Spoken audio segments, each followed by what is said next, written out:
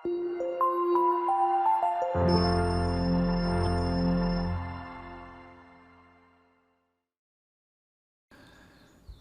ಸ್ನೇಹಿತರೆ, ಅಮೋಘ ವರ್ಷ ಕೋಚಿಂಗ್ ಸೆಂಟರ್ ಯೂಟ್ಯೂಬ್ ಚಾನಲ್ಗೆ ನಿಮಗೆಲ್ಲ ಸ್ವಾಗತ. ಇವತ್ತಿನ ಪ್ರಮುಖವಾದಂತಹ ಕರೆಂಟ್ ಅಫೇರ್ಸ್ ಟಾಪಿಕ್ಗಳನ್ನು ಡಿಸ್ಕಸ್ ಮಾಡೋಣ. ಕಳೆದ ಸೆಷನ್ನಲ್ಲಿ ಕೇಳಲಾದಂತಹ ಪ್ರಶ್ನೆಯ ಸರಿಯಾದ ಉತ್ತರ ಏನು ಅಂತ ಮೊದಲು ತಿಳಿದುಕೊಳ್ಳೋದಾದರೆ, ಭಾರತದಲ್ಲಿ ಒಟ್ಟು ಎಷ್ಟು ವಿಶೇಷ ದುರ್ಬಲ ಬುಡಕಟ್ಟು ಸಮುದಾಯಗಳನ್ನು ಕೇಂದ್ರ ಸರ್ಕಾರದಿಂದ ಗುರುತಿಸಲಾಗಿದೆ ಅಂತ ಪ್ರಶ್ನೆ ಇದೆ. ಪರ್ಟಿಕ್ಯುಲರ್ಲಿ ವಲ್ನರೇಬಲ್ ಟ್ರೈಬಲ್ ಗ್ರೂಪ್ಸ್ಗಳು ಅಂತ ಕೂಡ ಇವರನ್ನ ಕರೆಯಲಾಗುತ್ತೆ. ಸೊ ಇವುಗಳ ಸಂಖ್ಯೆ ಎಷ್ಟು ಅಂತ ಗುರುತಿಸಬೇಕಾಗಿದ್ದು option A 88, option B 100, option C 26 ಅಥವಾ ಆಪ್ಷನ್ ಡಿ 76 ಅಂತ ನೀಡಲಾಗಿತ್ತು. ಸೊ ಸರಿಯಾದ ಉತ್ತರ ಏನು ಅಂತಂದರೆ ಆಪ್ಷನ್ ಡಿ, ಭಾರತದಾದ್ಯಂತ 75 ಬುಡಕಟ್ಟು ಸಮುದಾಯಗಳನ್ನು ವಿಶೇಷ ದುರ್ಬಲ ಬುಡಕಟ್ಟುಗಳು ಅಂತ ಕೇಂದ್ರ ಸರ್ಕಾರದಿಂದ ಗುರುತಿಸಲಾಗಿದೆ.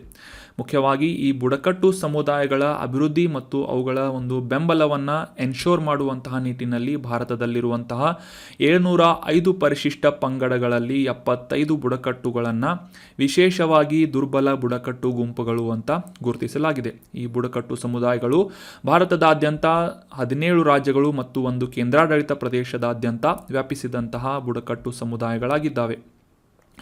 ಸರ್ಕಾರದಿಂದ ಕೆಲವೊಂದಿಷ್ಟು ವಿಶೇಷ ಮಾನದಂಡಗಳನ್ನು ಆಧಾರವಾಗಿಟ್ಕೊಂಡು ಈ ಬುಡಕಟ್ಟುಗಳನ್ನು ವಿಶೇಷ ದುರ್ಬಲ ಬುಡಕಟ್ಟುಗಳು ಅಂತ ಗುರುತಿಸಲಾಗ್ತಾ ಇದ್ದು, ಮೊದಲನೇ ಕ್ರೈಟೇರಿಯಾ ಏನು ಅಂತಂದರೆ ತಂತ್ರಜ್ಞಾನದ ಪೂರ್ವ ಕೃಷಿ ಮಟ್ಟ.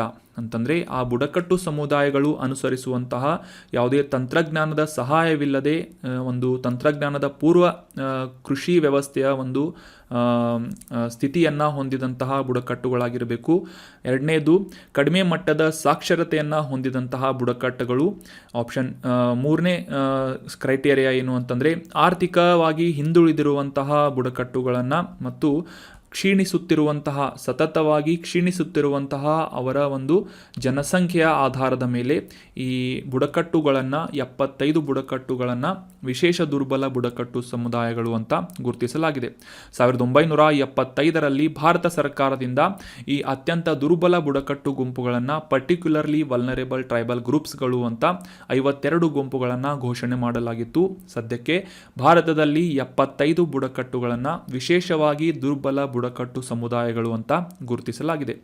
ಸೊ ಆನ್ಸರ್ ಮಾಡಿದಂತಹ ಎಲ್ಲ ಸ್ಟೂಡೆಂಟ್ಸ್ಗಳಿಗೆ ಕಂಗ್ರ್ಯಾಚುಲೇಷನ್ಸ್ ಮತ್ತು ಥ್ಯಾಂಕ್ ಯು ಸೋ ಮಚ್. ಇದೇ ರೀತಿ ಡಿಸ್ಕಷನ್ನಲ್ಲಿ ಭಾಗವಹಿಸ್ತಾ ಇರಿ.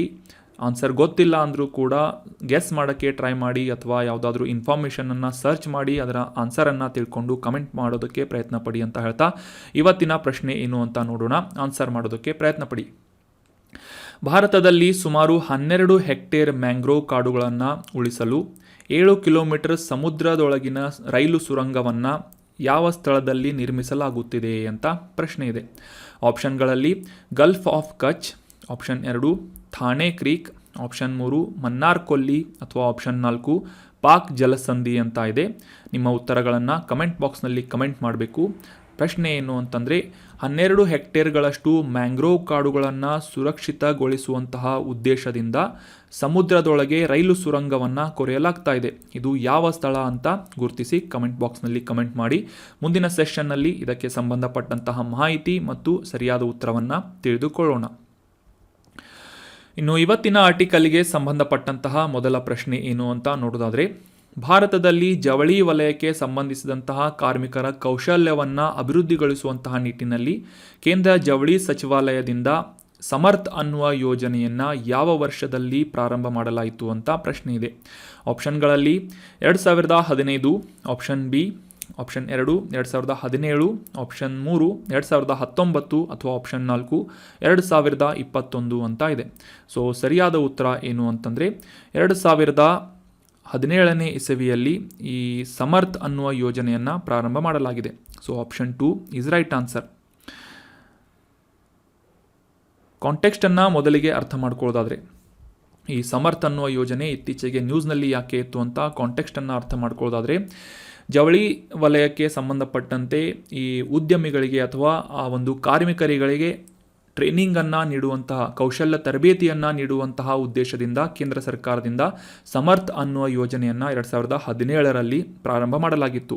ಸೊ ಇದೇ ಒಂದು ಬ್ಯಾಕ್ಗ್ರೌಂಡ್ನಲ್ಲಿ 43 ಹೊಸ ಇಂಪ್ಲಿಮೆಂಟೇಷನ್ ಎಂಪ್ಯಾನೆಲ್ಮೆಂಟ್ನೊಂದಿಗೆ ಇದನ್ನು ಎಕ್ಸ್ಪಾನ್ಷನ್ ಮಾಡಲಾಗ್ತಾ ಇದ್ದು, ಈ ತರಬೇತಿ ನೀಡುವಂತಹ ಸಂಸ್ಥೆಗಳಿಗೆ ಈ ತರಬೇತಿ ನೀಡುವಂತಹ ಕೆಲವೊಂದಿಷ್ಟು NGOಗಳಾಗಿರ್ಬೋದು ಅಥವಾ ವಿಶೇಷ ಸಂಸ್ಥೆಗಳಾಗಿರ್ಬೋದು ಅವುಗಳಿಗೆ ಹೆಚ್ಚಿನ ಒಂದು ಹಣಕಾಸಿನ ಬೆಂಬಲವನ್ನು ನೀಡುವುದಷ್ಟೇ ಅಲ್ಲದೆ ಸುಮಾರು 75,000 ಹೆಚ್ಚಿನ ಫಲಾನುಭವಿಗಳಿಗೆ ತರಬೇತಿಯನ್ನು ನೀಡುವಂತಹ ಒಂದು ಟಾರ್ಗೆಟನ್ನು ನೀಡಲಾಗಿದೆ.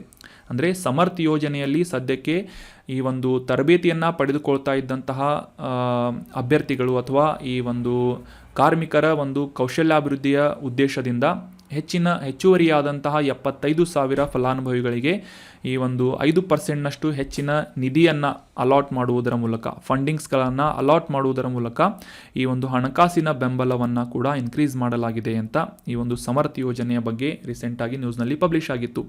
ಸೊ ಹೀಗಾಗಿ ಈ ಸ್ಕೀಮ್ಗಳ ಕುರಿತಾದಂತಹ ಮಾಹಿತಿಗಳನ್ನು ಎಕ್ಸಾಮ್ನಲ್ಲಿ ಕೇಳ್ತಾ ಇರ್ತಾರೆ. ಸೊ ಹೀಗಾಗಿ ಈ ಒಂದು ಸ್ಕೀಮ್ ಕುರಿತಾದಂತಹ ಡೀಟೇಲ್ ಮಾಹಿತಿಗಳನ್ನು ಈ ಒಂದು ಆರ್ಟಿಕಲ್ನಲ್ಲಿ ಡಿಸ್ಕಸ್ ಮಾಡೋಣ. ಆಗಲೇ ತಿಳಿಸಿದ ಹಾಗೆ 2017ರಲ್ಲಿ ಪ್ರಾರಂಭವಾದಂತಹ ಈ ಸಮರ್ಥ್ ಅನ್ನುವ ಯೋಜನೆ ಮುಖ್ಯವಾಗಿ ಜವಳಿ ವಲಯಕ್ಕೆ ಸಂಬಂಧಪಟ್ಟಂತೆ ಅದರ ಸಾಮರ್ಥ್ಯ ನಿರ್ಮಾಣ ಯೋಜನೆಯಾಗಿ 2017ರಲ್ಲಿ ಪ್ರಾರಂಭವಾಗುತ್ತದೆ. ಇದು ಒಂದು ಡಿಮ್ಯಾಂಡ್ ಡ್ರಿವನ್ ಸ್ಕೀಮ್ ಆಗಿದ್ದು ಪ್ಲೇಸ್ಮೆಂಟ್ ಆಧಾರಿತವಾದಂತಹ ಒಂದು ಅಂಬ್ರೆಲಾ ಸ್ಕಿಲ್ ಡೆವಲಪ್ಮೆಂಟ್ ಪ್ರೋಗ್ರಾಮ್ ಆಗಿ ಭಾರತದಲ್ಲಿ ಜಾರಿಯಾಗ್ತಾ ಇದೆ. ಮುಖ್ಯ ಉದ್ದೇಶ ಏನು ಅಂತಂದರೆ scheme for capacity building in textile sector SCBTS ಅಂತ ಈ ಒಂದು ಸಮರ್ಥ್ ಯೋಜನೆಯನ್ನು ನಾವು ಗುರುತಿಸಬಹುದಾಗಿದೆ. ಸದ್ಯಕ್ಕೆ ನೂಲುವ ಮತ್ತು ನೇಯ್ಗೆಯನ್ನು ಹೊರತುಪಡಿಸಿ ಈ ಜವಳಿ ಉದ್ಯಮಕ್ಕೆ ಸಂಬಂಧಪಟ್ಟಂತೆ ಸಂಪೂರ್ಣ ಮೌಲ್ಯದ ಒಂದು ವ್ಯಾಲ್ಯೂ ಚೈನ್ನ ಸಂಘಟಿತ ಜವಳಿ ವಲಯಕ್ಕೆ ಸಂಬಂಧಿಸಿದಂತೆ ಕೌಶಲ್ಯಾಭಿವೃದ್ಧಿ ಮಾಡುವುದು ಮತ್ತು ಈ ಒಂದು ಉದ್ಯೋಗಗಳನ್ನು ಸೃಷ್ಟಿಸುವಂತಹ ನಿಟ್ಟಿನಲ್ಲಿ ಆ ಒಂದು ಪ್ರಯತ್ನವನ್ನು ಉತ್ತೇಜಿಸುವಂತಹ ಒಂದು ಪೂರಕ ವ್ಯವಸ್ಥೆಯನ್ನು ಸ್ಥಾಪಿಸುವಂತಹ ನಿಟ್ಟಿನಲ್ಲಿ ಈ ಸಮರ್ಥ್ ಯೋಜನೆಯನ್ನು ಕೇಂದ್ರ ಜವಳಿ ಸಚಿವಾಲಯದ ಅಡಿಯಲ್ಲಿ ಅನುಷ್ಠಾನಗೊಳಿಸಲಾಗ್ತಾ ಇದೆ. ಈ ಒಂದು ಸ್ಕೀಮ್ನ ಅಡಿಯಲ್ಲಿ ಈ ಕೌಶಲ್ಯಾಭಿವೃದ್ಧಿ ಆಗಿರ್ಬೋದು, ಅಪ್ಸ್ಕಿಲ್ಲಿಂಗ್ ಆಗಿರ್ಬೋದು, ರೀಸ್ಕಿಲ್ಲಿಂಗ್ ಆಗಿರ್ಬೋದು, ಈ ರೀತಿಯಾದಂತಹ ಸಾಕಷ್ಟು ಕಾರ್ಯಕ್ರಮಗಳನ್ನು ಒಳಗೊಂಡಿದ್ದು ಕಾರ್ಮಿಕ ಉತ್ಪಾದನೆಯನ್ನು ಅಂದರೆ ಕಾರ್ಮಿಕರ ಒಂದು ಕೌಶಲ್ಯಾಭಿವೃದ್ಧಿಯನ್ನು ಸುಧಾರಿಸುವಂತಹ ನಿಟ್ಟಿನಲ್ಲಿ ಈ ಅಪೇರಲ್ ಮತ್ತು ಗಾರ್ಮೆಂಟಿಂಗ್ ವಿಭಾಗದಲ್ಲಿ ಮುಖ್ಯವಾಗಿ ಈ ಒಂದು ಟ್ರೈನಿಂಗನ್ನು ಅಥವಾ ಕೌಶಲ್ಯಾಭಿವೃದ್ಧಿಯನ್ನು ಮಾಡುವಂತಹ ಉದ್ದೇಶವನ್ನು ಸಮರ್ಥ್ ಯೋಜನೆ ಹೊಂದಿದೆ. ಸೊ ನೆನ್ಪಿಟ್ಕೊಳ್ಳಿ, ಎಕ್ಸಾಮಿನೇಷನ್ ಪಾಯಿಂಟ್ ಆಫ್ ವ್ಯೂ ಏನು ಇಂಪಾರ್ಟೆಂಟ್ ಅಂತಂದರೆ 2017ರಲ್ಲಿ ಈ ಸಮರ್ಥ್ ಅನ್ನುವ ಯೋಜನೆಯನ್ನು ಜವಳಿ ಸಚಿವಾಲಯಕ್ಕೆ ಸಂಬಂಧಪಟ್ಟಂತೆ ತರಬೇತಿಯನ್ನು ಮತ್ತು ಕೌಶಲ್ಯಾಭಿವೃದ್ಧಿಯನ್ನು ಮಾಡುವಂತಹ ಒಂದು ಉದ್ದೇಶದಿಂದ ಮತ್ತು ಈ ಒಂದು ಉದ್ಯೋಗ ಸೃಷ್ಟಿಯನ್ನು ಮಾಡುವಂತಹ ಉದ್ದೇಶದಿಂದ ಕೇಂದ್ರ ಜವಳಿ ಸಚಿವಾಲಯದ ಅಡಿಯಲ್ಲಿ ಪ್ರಾರಂಭ ಮಾಡಲಾಗಿತ್ತು. ಅಷ್ಟೇ ಅಲ್ಲದೆ ಈ ಒಂದು ಸ್ಕೀಮನ್ನು 2024 ಮಾರ್ಚ್ವರೆಗೆ ಎಕ್ಸ್ಟೆನ್ಷನ್ ಮಾಡಲಾಗಿದೆ ಅಂತ ಕೂಡ ರೀಸೆಂಟಾಗಿ ನಾವು ಒಂದು ಆರ್ಟಿಕಲ್ನಲ್ಲಿ ಡಿಸ್ಕಸ್ ಮಾಡಿದ್ವಿ. ಸೊ ಕಾಂಟೆಕ್ಸ್ಟನ್ನು ಕೂಡ ಆಲ್ರೆಡಿ ಡಿಸ್ಕಸ್ ಮಾಡಿದ ಹಾಗೆ ಈ ಒಂದು ಸಮರ್ಥ್ ಯೋಜನೆಯ ಅಡಿಯಲ್ಲಿ ಇರುವಂತಹ ಫಲಾನುಭವಿಗಳನ್ನು ಸುಮಾರು 75,000ದಷ್ಟು ತರಬೇತಿ ಪಡೆದುಕೊಳ್ಳುವಂತಹ ಫಲಾನುಭವಿಗಳನ್ನು ಹೆಚ್ಚಿಸಲಾಗಿದೆ, ಹೆಚ್ಚಿನ ಟಾರ್ಗೆಟನ್ನು ನೀಡಲಾಗಿದೆ. ಅಷ್ಟೇ ಅಲ್ಲದೆ 5%ನಷ್ಟು ಹೆಚ್ಚಿನ ಹಣಕಾಸಿನ ಬೆಂಬಲವನ್ನು ಕೂಡ ಕೇಂದ್ರ ಸರ್ಕಾರದಿಂದ ನೀಡಲಾಗಿದೆ ಅಂತ ನೀವು ಇನ್ಫಾರ್ಮೇಷನನ್ನು ನೋಟ್ ಮಾಡಿ ಇಟ್ಕೊಳ್ಳಿ. ಸೊ ಈ ಕೌಶಲ್ಯಾಭಿವೃದ್ಧಿ ಆಗಿರ್ಬೋದು ಅಥವಾ ದೇಶದಾದ್ಯಂತ ಈ ಒಂದು ಉದ್ಯೋಗ ಸೃಷ್ಟಿಗೆ ಸಂಬಂಧಪಟ್ಟಂತಹ ಮಾಹಿತಿಯನ್ನು, ಭಾರತದ ಆರ್ಥಿಕತೆಯನ್ನು ಉತ್ತೇಜಿಸುವಂತಹ ನಿಟ್ಟಿನಲ್ಲಿ ಯಾವ ರೀತಿಯಾಗಿ ಸರ್ಕಾರ ಕ್ರಮಗಳನ್ನು ಕೈಗೊಳ್ತಾ ಇದೆ ಅನ್ನುವ ಒಂದು ಎಸ್ಸೆಗಳ ಟಾಪಿಕ್ಗಳನ್ನು ಬರಿಬೇಕು ಅಂತ ಇದ್ದರೆ ಆ ಒಂದು ಸಂದರ್ಭದಲ್ಲಿ ಈ ಸಮರ್ಥ್ ಯೋಜನೆ ಮುಖ್ಯವಾಗಿ ಜವಳಿ ಉದ್ಯಮಕ್ಕೆ ಸಂಬಂಧಪಟ್ಟಂತಹ ಅಭಿವೃದ್ಧಿಯನ್ನು ಮಾಡುವಂತಹ ನಿಟ್ಟಿನಲ್ಲಿ ಯಾವ ರೀತಿಯಾಗಿ ಸಮರ್ಥ್ ಯೋಜನೆ ಕೆಲಸವನ್ನು ಮಾಡ್ತಾ ಇದೆ ಅಂತ ಕೂಡ ನೀವು ಮೆನ್ಷನ್ ಮಾಡ್ಬೋದಾಗಿದೆ. ಇನ್ನು ಮುಂದಿನ ಆರ್ಟಿಕಲ್ಗೆ ಸಂಬಂಧಪಟ್ಟಂತಹ ಪ್ರಶ್ನೆ, ಇತ್ತೀಚೆಗೆ ಜಾಗತಿಕ ಬಹು ಆಯಾಮದ ಬಡತನದ ಸೂಚ್ಯಂಕವನ್ನು ಪಬ್ಲಿಷ್ ಮಾಡಲಾಗಿದ್ದು ಈ ಒಂದು ಸೂಚ್ಯಂಕದ ಪ್ರಕಾರ ಭಾರತದ ಬಡತನದ ಸ್ಥಿತಿ ಈ ಕೆಳಗಿನ ಯಾವ ಹೇಳಿಕೆಗೆ ಸಂಬಂಧಪಟ್ಟಂತೆ ಸರಿ ಅನಿಸುತ್ತದೆ ಅಂತ ಗುರುತಿಸಬೇಕಾಗಿದೆ. ಯಾವ ಹೇಳಿಕೆ ಸರಿಯಾಗಿದೆ ಅಂತ ಗುರುತಿಸಬೇಕಾಗಿದ್ದು ಆಪ್ಷನ್ 1, ಈ ಒಂದು ಸೂಚ್ಯಂಕದ ಪ್ರಕಾರ ಕೋವಿಡ್-19 ಸಾಂಕ್ರಾಮಿಕದ ನಂತರ ಭಾರತದಲ್ಲಿ ಬಡತನ ಹೆಚ್ಚಾಗಿದೆ ಅಂತ ವರದಿ ಮಾಡಲಾಗಿದೆ ಅಂತ ಇದೆ. ಆಪ್ಷನ್ 2, ಕಳೆದ 15 ವರ್ಷಗಳಿಂದ ಭಾರತದಲ್ಲಿ ಬಡತನದ ಒಂದು ಸ್ಥಿತಿ ಅರ್ಧಕ್ಕೆ ಇಳಿದಿದೆ ಅಂತ ಇದೆ. ಆಪ್ಷನ್ 3, ಭಾರತದ ಗ್ರಾಮೀಣ ಪ್ರದೇಶಗಳಲ್ಲಿ ಮಾತ್ರ ಬಡತನವಿದೆ ಅಂತ ಈ ಒಂದು ವರದಿ ಹೇಳ್ತಾ ಇದೆ ಅಂತ ಇದೆ. ಅಥವಾ ಆಪ್ಷನ್ 4, ಮೇಲಿನ ಯಾವುದೂ ಅಲ್ಲ ಅಂತ ಇದೆ. ಸೊ ಸರಿಯಾದ ಸ್ಟೇಟ್ಮೆಂಟ್ ಏನು ಅಂತಂದರೆ ಆಪ್ಷನ್ 2, ಈ ಜಾಗತಿಕ ಬಹು ಆಯಾಮದ ಬಡತನದ ಸೂಚ್ಯಂಕದ ಪ್ರಕಾರ ಕಳೆದ 15 ವರ್ಷಗಳಲ್ಲಿ ಭಾರತದಲ್ಲಿ ಬಡತನದ ಸ್ಥಿತಿ ಏನಿದೆ ಅರ್ಧಕ್ಕೆ ಇಳಿದಿದೆ. ಅಂದರೆ ಬಡತನದ ಒಂದು ಪರಿಸ್ಥಿತಿಯಲ್ಲಿರುವಂತಹ ಜನರು ಅರ್ಧದಷ್ಟು ಕಡಿಮೆಯಾಗಿದ್ದಾರೆ ಅಂತ ಈ ಒಂದು ಸೂಚ್ಯಂಕದ ಒಂದು ವರದಿ ಪಬ್ಲಿಷ್ ಮಾಡಲಾಗಿದೆ. So option 2 is right answer. ಕಾಂಟೆಕ್ಸ್ಟನ್ನು ಮೊದಲಿಗೆ ಅರ್ಥ ಮಾಡ್ಕೊಳ್ಳೋದಾದರೆ, ಮಲ್ಟಿ ಡೈಮೆನ್ಷನಲ್ ಪಾವರ್ಟಿ ಇಂಡೆಕ್ಸ್ 2023ರ ವರದಿಯನ್ನು ಪಬ್ಲಿಷ್ ಮಾಡಲಾಗಿದ್ದು, ಜಾಗತಿಕ ಬಹು ಆಯಾಮದ ಬಡತನದ ಸೂಚ್ಯಂಕ ಅಂತ ಕೂಡ ಕನ್ನಡದಲ್ಲಿ ನಾವು ಅರ್ಥ ಮಾಡ್ಕೋಬೋದಾಗಿದೆ. 2005-2006ರ ಒಂದು ವರ್ಷದ ಒಂದು ಕಂಪೇರ್ ಮಾಡಿದರೆ, ಅಂದರೆ 2019-21ರವರೆಗೆ 15 ವರ್ಷಗಳ ಒಂದು ಡೇಟಾವನ್ನು ಕಂಪೇರ್ ಮಾಡಿದರೆ ಭಾರತದಲ್ಲಿ ಸುಮಾರು 415 ಮಿಲಿಯನ್ ಜನರು ಬಡತನದಿಂದ ಹೊರಬಂದಿದ್ದಾರೆ, ಬಡತನದ ರೇಖೆಯಿಂದ ಪಾರಾಗಿದ್ದಾರೆ ಅಂತ ಈ ಒಂದು ಇನ್ಫಾರ್ಮೇಷನನ್ನು ಹೈಲೈಟ್ ಮಾಡಲಾಗಿದೆ. ವೆರಿ ಇಂಪಾರ್ಟೆಂಟ್, ನೋಟ್ ಮಾಡಿಟ್ಕೊಳ್ಳಿ. ನಿಮಗೆ KS ಎಕ್ಸಾಮ್ಗಳಲ್ಲಾಗಿರ್ಬೋದು ಅಥವಾ ಮೇನ್ಸ್ ಆನ್ಸರ್ ರೈಟಿಂಗ್ನಲ್ಲಾಗಿರ್ಬೋದು ಅಥವಾ ಈ PSIಗೆ ಸಂಬಂಧಪಟ್ಟಂತೆ ಎಸ್ಸೆಗಳಲ್ಲಾಗಿರ್ಬೋದು, ಈ ಜಾಗತಿಕ ಬಹು ಆಯಾಮದ ಬಡತನ ಸೂಚ್ಯಂಕವನ್ನು ರೀಸೆಂಟಾಗಿ ಪಬ್ಲಿಷ್ ಮಾಡಲಾಗಿದ್ದು, ಭಾರತದಲ್ಲಿ ಕಳೆದ 15 ವರ್ಷಗಳಲ್ಲಿ 415 ಮಿಲಿಯನ್ ಜನರನ್ನು ಬಡತನದ ರೇಖೆಯಿಂದ ಪಾರು ಮಾಡಲಾಗಿದೆ ಅಂತ ಈ ಒಂದು ಹೈಲೈಟನ್ನು ಅಥವಾ ಈ ಒಂದು ಅಂಶವನ್ನು ಹೈಲೈಟ್ ಮಾಡಿ ತೋರಿಸಿ. ಈ ಒಂದು ಭಾರತವನ್ನು ಸೇರಿದಂತೆ ಒಟ್ಟು 25 ದೇಶಗಳಲ್ಲಿ 15 ವರ್ಷಗಳಲ್ಲಿ ಈ ಒಂದು ಅರ್ಧಕ್ಕಿಂತ ಹೆಚ್ಚಾದಂತಹ ಜನರನ್ನು ಯಶಸ್ವಿಯಾಗಿ ಬಡತನದ ರೇಖೆಯಿಂದ ಮೇಲೆತ್ತಲಾಗಿದೆ ಅಂತ ಈ ಒಂದು ಸಂಶೋಧನೆ ಅಥವಾ ಈ ಒಂದು ಡೇಟಾಗಳ ಪ್ರಕಾರ ಮೆನ್ಷನ್ ಮಾಡಲಾಗಿದ್ದು, ಜಗತ್ತಿನಾದ್ಯಂತ 27.7% ಮಕ್ಕಳು ಬಡತನದ ಒಂದು ರೇಖೆಯಲ್ಲಿ ಬಳಲ್ತಾ ಇದ್ದರೆ, ಉಳಿದಂತೆ ವಯಸ್ಕರಲ್ಲಿ ಸುಮಾರು 13.4% ಜನ ಬಡತನದ ರೇಖೆಗಿಂತ ಕೆಳಗಿದ್ದಾರೆ ಅಂತ ಈ ಮಲ್ಟಿ ಡೈಮೆನ್ಷನಲ್ ಪಾವರ್ಟಿ ಇಂಡೆಕ್ಸ್ ವರದಿಯಲ್ಲಿ ಹೇಳಲಾಗಿದೆ.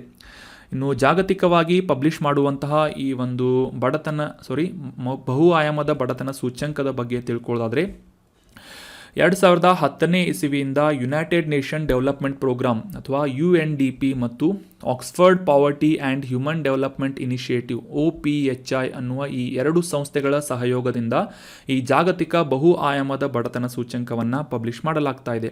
ಮುಖ್ಯವಾಗಿ ಈ ಆರೋಗ್ಯ, ಶಿಕ್ಷಣ ಮತ್ತು ಆಯಾ ರಾಷ್ಟ್ರಗಳಲ್ಲಿರುವಂತಹ ಜೀವನ ಮಟ್ಟದ ಮುಖ್ಯ ಅಂಶಗಳನ್ನು ಆಧರಿಸಿ 10 ಇಂಡಿಕೇಟರ್ಸ್ಗಳನ್ನು ಫಾಲೋ ಮಾಡುವುದರ ಮೂಲಕ ಅಥವಾ ಆಧಾರವಾಗಿಟ್ಕೊಂಡು ಪ್ರತಿ ಕುಟುಂಬ ಮತ್ತು ವ್ಯಕ್ತಿಯ ಕೊರತೆಯನ್ನು ಪ್ರೊಫೈಲ್ ಮಾಡುವುದರ ಮೂಲಕ ಮತ್ತು ಈ ಬಡತನದ ಇನ್ಸಿಡೆಂಟ್ಗಳು ಅಥವಾ ಈ ಬಡತನದ ಸ್ಥಿತಿ ಮತ್ತು ಅದರ ತೀವ್ರತೆಯನ್ನು ಆಧಾರವಾಗಿಟ್ಕೊಂಡು ಈ ಜಾಗತಿಕ ಬಹು ಆಯಾಮದ ಬಡತನ ಸೂಚ್ಯಂಕವನ್ನು ವಾರ್ಷಿಕವಾಗಿ ಪಬ್ಲಿಷ್ ಮಾಡಲಾಗುತ್ತೆ.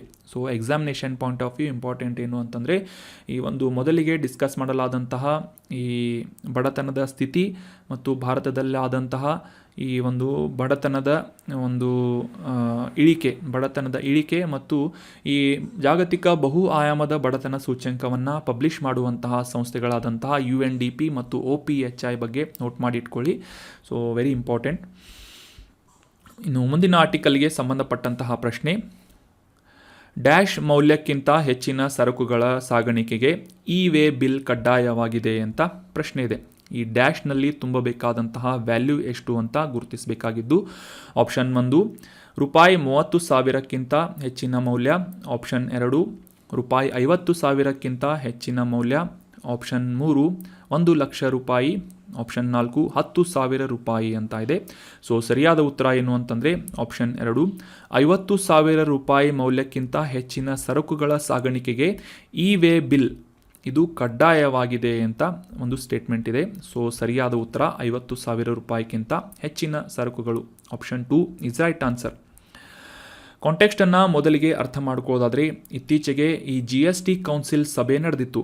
ಸೊ ಇದೇ ಒಂದು ಸಭೆಯಲ್ಲಿ ನಿರ್ಧಾರ ಮಾಡಿದರ ಪ್ರಕಾರ, ಅನುಮೋದನೆ ನೀಡಿದ್ದರ ಪ್ರಕಾರ ಭಾರತದಲ್ಲಿ ಯಾವುದೇ ರೀತಿಯಾಗಿ ಒಳ ರಾಜ್ಯದಲ್ಲಿ ಸಾಗಾಣಿಕೆ ಮಾಡಲಾಗುವಂತಹ ಚಿನ್ನ ಆಗಿರ್ಬೋದು, ಚಿನ್ನಾಭರಣ ಆಗಿರ್ಬೋದು ಅಥವಾ ಅಮೂಲ್ಯವಾದಂತಹ ರತ್ನಗಳು ಅಥವಾ ಕಲ್ಲುಗಳ ಒಂದು ಸಾಗಾಣಿಕೆಯ ಸಂದರ್ಭದಲ್ಲಿ ಇ-ವೇ ಬಿಲ್ ಅನ್ನು ಜನರೇಟ್ ಮಾಡುವುದು ಕಡ್ಡಾಯವಾಗಿದೆ ಅಂತ ನಿರ್ಧಾರ ಮಾಡಲಾಗಿದೆ.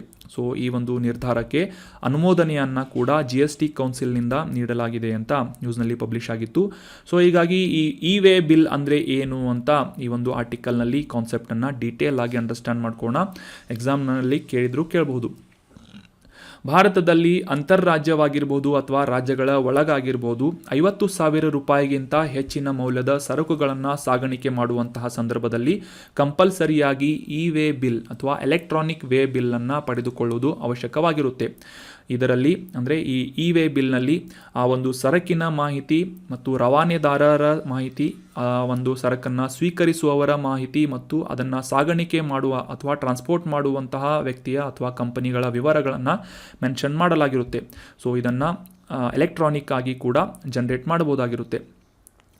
ಈ ಸರಕು ಮತ್ತು ಸೇವಾ ತೆರಿಗೆ ನೆಟ್ವರ್ಕ್ ಅಥವಾ GST ನೆಟ್ವರ್ಕ್ ಪ್ಲಾಟ್ಫಾರ್ಮ್ ಮೂಲಕ, ವೆಬ್ ಮೂಲಕ ಕೂಡ ಈ ಒಂದು ಎಲೆಕ್ಟ್ರಾನಿಕ್ ಗ್ಯಾಜೆಟ್ಗಳ ಮೂಲಕ ಕೂಡ ವೇ ಬಿಲ್ಲನ್ನು ಜನರೇಟ್ ಮಾಡಬಹುದಾಗಿದ್ದು 50,000 ರೂಪಾಯಿಗಿಂತ ಹೆಚ್ಚಿನ ಮೌಲ್ಯದ ಯಾವುದೇ ಒಂದು ಸರಕನ್ನು ಅಂತರ್ರಾಜ್ಯ ಸಾಗಾಣಿಕೆ ಆಗಿರ್ಬೋದು ಅಥವಾ ಒಂದು ನಿರ್ದಿಷ್ಟ ರಾಜ್ಯದಲ್ಲಿ ಸಾಗಾಣಿಕೆ ಮಾಡುವುದು ಅಥವಾ ಟ್ರಾನ್ಸ್ಪೋರ್ಟ್ ಮಾಡುವಂತಹ ಸಂದರ್ಭದಲ್ಲಿ ಕಂಪಲ್ಸರಿಯಾಗಿ ಆ ಒಬ್ಬ ಸಾಗಾಣಿಕೆ ಮಾಡುವಂತಹ ವ್ಯಕ್ತಿ ವೇ ಬಿಲ್ಲನ್ನು ಪಡೆದುಕೊಳ್ಳುವುದು ಕಂಪಲ್ಸರಿಯಾಗಿರುತ್ತದೆ. ಸೊ ಇನ್ ಕೇಸ್ ಆ ಒಂದು ವೇ ಬಿಲ್ಲನ್ನು ಪಡೆದುಕೊಳ್ಳದೇ ಇದ್ದರೆ 10,000 ರೂಪಾಯಿಗಳವರೆಗಿನ ದಂಡ ಮತ್ತು ಆ ಒಂದು ತೆರಿಗೆಯನ್ನು ವಂಚಿಸುವ ಉದ್ದೇಶದಿಂದ ಯಾವುದೇ ಸಾಗಾಣಿಕೆಯನ್ನು ನಡೆಸ್ತಾ ಇದ್ದರೆ 10,000ಕ್ಕಿಂತ ಹೆಚ್ಚಿನ ದಂಡವನ್ನು ಕೂಡ ವಿಧಿಸುವಂತಹ ಒಂದು ಪ್ರಾವಧಾನಗಳು ಈ ಒಂದು ನಿಟ್ಟಿನಲ್ಲಿ ಮೆನ್ಷನ್ ಮಾಡಲಾಗಿದೆ. ಸೊ ನೆನ್ಪಿಟ್ಕೊಳ್ಳಿ, ಈ ವೇ ಬಿಲ್ಲನ್ನು ಜನರೇಟ್ ಮಾಡುವುದು ಮುಖ್ಯ ಉದ್ದೇಶ ಏನು ಅಂತಂದರೆ ಈ ಒಂದು ಯಾವುದೇ ರೀತಿಯಾದ ಕಳ್ಳ ಸಾಗಾಣಿಕೆ ಮತ್ತು ತೆರಿಗೆ ವಂಚನೆಯನ್ನು ತಡೆಯುವಂತಹ ನಿಟ್ಟಿನಲ್ಲಿ ವೇ ಬಿಲ್ಗಳನ್ನು ಜನರೇಟ್ ಮಾಡೋದು ಕಂಪಲ್ಸರಿಯಾಗಿದೆ. 50,000 ರೂಪಾಯಿಗಿಂತ ಹೆಚ್ಚಿನ ಮೌಲ್ಯದ ಯಾವುದೇ ಸರಕುಗಳನ್ನು ಟ್ರಾನ್ಸ್ಪೋರ್ಟ್ ಮಾಡಬೇಕು ಅಂತಂದರೆ ಕಂಪಲ್ಸರಿಯಾಗಿ ವೇ ಬಿಲ್ಗಳನ್ನು ಪಡೆದುಕೊಳ್ಳುವುದು ಅವಶ್ಯಕವಾಗಿರುತ್ತದೆ. ಇನ್ನು 2018 ಏಪ್ರಿಲ್ 1ರಿಂದ ಈ ಒಂದು ವೇ ಬಿಲ್ಲನ್ನು ಜನರೇಟ್ ಮಾಡಲಾಗ್ತಾ ಇದ್ದು, ಬಿಲ್ನ ವ್ಯಾಲಿಡಿಟಿ ಎಷ್ಟು ಅಂತಂದರೆ ಪ್ರತಿ 100 ಕಿಲೋಮೀಟರ್ ಸರಕನ್ನು ಸಾಗಣೆ ಮಾಡುವುದರ ಸಂದರ್ಭದಲ್ಲಿ 1 ದಿನದವರೆಗೆ ವೇ ಬಿಲ್ ಜನರೇಟ್ ಮಾಡಿದಂತಹ ಒಂದು ವ್ಯಾಲಿಡಿಟಿ ಇರುತ್ತದೆ. ಇನ್ನು ಮುಂದಿನ ಆರ್ಟಿಕಲ್ಗೆ ಸಂಬಂಧಪಟ್ಟಂತಹ ಪ್ರಶ್ನೆಯನ್ನು ನೋಡೋಣ. ಮುಕುರ್ತಿ ರಾಷ್ಟ್ರೀಯ ಉದ್ಯಾನವನ ಭಾರತದ ಯಾವ ರಾಜ್ಯದಲ್ಲಿದೆ ಅಂತ ಪ್ರಶ್ನೆ ಇದೆ. Option 1 Tamil Nadu, option 2 Uttar Pradesh, option 3 Arunachal Pradesh ಅಥವಾ ಆಪ್ಷನ್ 4 ಕೇರಳ ಅಂತ ಇದ್ದು ಸರಿಯಾದ ಉತ್ತರ ಏನು ಅಂತಂದರೆ ಆಪ್ಷನ್ 1 ತಮಿಳುನಾಡು ರಾಜ್ಯದಲ್ಲಿ ಮುಕುರ್ತಿ ರಾಷ್ಟ್ರೀಯ ಉದ್ಯಾನವನ ನ್ಯಾಷನಲ್ ಪಾರ್ಕ್ ಲೊಕೇಟ್ ಆಗಿದೆ. So option 1 Tamil Nadu is right answer. ಕಾಂಟೆಕ್ಸ್ಟನ್ನು ಮೊದಲಿಗೆ ಅರ್ಥ ಮಾಡ್ಕೊಳ್ಳೋದಾದರೆ ಈ ತಮಿಳುನಾಡು ಅರಣ್ಯ ಇಲಾಖೆಯಿಂದ ಇತ್ತೀಚೆಗೆ ನೀಲಗಿರಿ ಪ್ರದೇಶದಲ್ಲಿದ್ದಂತಹ ಈ ಮುಕುರ್ತಿ ರಾಷ್ಟ್ರೀಯ ಉದ್ಯಾನವನದ ಸುತ್ತಲೂ ಕಳ್ಳ ಬೇಟೆಯನ್ನು ತಡೆಯುವಂತಹ ನಿಟ್ಟಿನಲ್ಲಿ ಕಟ್ಟೆಚ್ಚರವನ್ನು ವಹಿಸಲಾಗಿದೆ ಅಂತ ನ್ಯೂಸ್ನಲ್ಲಿ ಪಬ್ಲಿಷ್ ಆಗಿತ್ತು. ಸೊ ಸಾಕಷ್ಟು ಕ್ರಮಗಳನ್ನು ಕೂಡ ಕೈಗೊಳ್ಳಲಾಗಿದೆ ಅಂತ ಈ ಒಂದು ಮುಕುರ್ತಿ ರಾಷ್ಟ್ರೀಯ ಉದ್ಯಾನವನ ನ್ಯೂಸ್ನಲ್ಲಿ ಪಬ್ಲಿಷ್ ಆಗಿತ್ತು. ಸೊ ಹೀಗಾಗಿ ಎಕ್ಸಾಮಿನೇಷನ್ ಪಾಯಿಂಟ್ ಆಫ್ ವ್ಯೂ, ಅದರಲ್ಲೂ ಮುಖ್ಯವಾಗಿ ಎನ್ವೈರ್ಮೆಂಟ್ಗೆ ಸಂಬಂಧಪಟ್ಟಂತಹ ಪ್ರಶ್ನೆಗಳನ್ನು ಮೇಲಿಂದ ಮೇಲೆ ಕೇಳ್ತಾ ಇರ್ತಾರೆ, ಹೆಚ್ಚಾಗಿ ಕೇಳ್ತಾ ಇದ್ದಾರೆ ಈ ಒಂದು ಸಂದರ್ಭದಲ್ಲಿ. ಸೊ ಅದೇ ರೀತಿಯಾಗಿ ಎನ್ವೈರ್ಮೆಂಟ್ಗೆ ಸಂಬಂಧಪಟ್ಟಂಥ ಈ ಒಂದು ಇನ್ಫಾರ್ಮೇಷನನ್ನು ಡಿಸ್ಕಸ್ ಮಾಡೋದು ಎಕ್ಸಾಮಿನೇಷನ್ ಪಾಯಿಂಟ್ ಆಫ್ ವ್ಯೂ ನಮಗೆ ಇಂಪಾರ್ಟೆಂಟ್ ಆಗುತ್ತೆ. ಎಕ್ಸಾಮ್ನಲ್ಲಿ ಯಾವ ರೀತಿ ಪ್ರಶ್ನೆಗಳನ್ನು ಕೇಳಬಹುದು ಅಂತಂದರೆ ಈ ಮುಕುರ್ತಿ ನ್ಯಾಷನಲ್ ಪಾರ್ಕ್ ಎಲ್ಲಿದೆ ಅಂತ ಸಿಂಪಲ್ಲಾಗಿ ಪ್ರಶ್ನೆಯನ್ನು ಕೇಳ್ಬೋದು. ಸೊ ಸಿಂಪಲ್ಲಾಗಿ ನೀವು ತಮಿಳುನಾಡು ರಾಜ್ಯ ಅಂತ ಆನ್ಸರ್ ಮಾಡಬೇಕಾಗುತ್ತೆ. ತಮಿಳುನಾಡು ರಾಜ್ಯದ ನೀಲಗಿರಿ ಪ್ರಸ್ಥಭೂಮಿಯ ಪಶ್ಚಿಮ ಮೂಲೆಯಲ್ಲಿ ಮುಕುರ್ತಿ ರಾಷ್ಟ್ರೀಯ ಉದ್ಯಾನವನ ಲೊಕೇಟ್ ಆಗಿದೆ.